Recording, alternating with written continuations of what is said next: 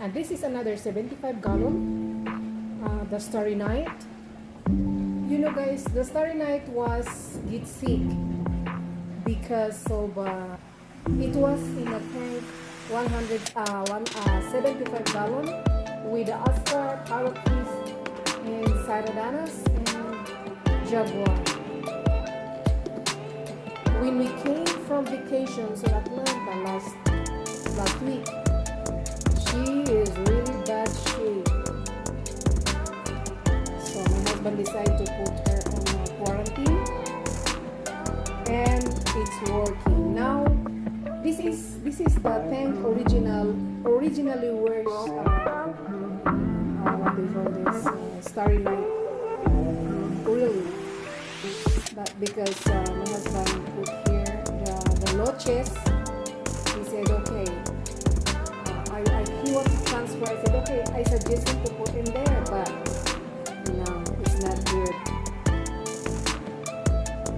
She bit bad, and I think my husband said the parrot fish bit her bad. So after the quarantine and make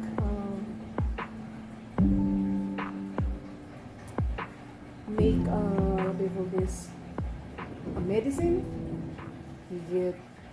it's get very nice and healthy again. So there you go back to our original tank in here.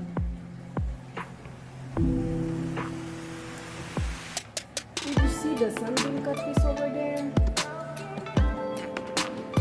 Wow, that sunbeam catfish is big. Yes, big. Over there. And this lettuce is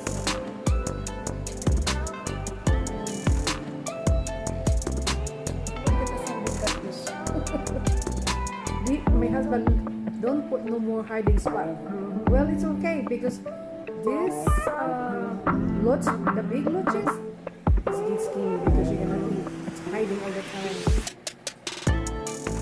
Okay guys, thank you for watching.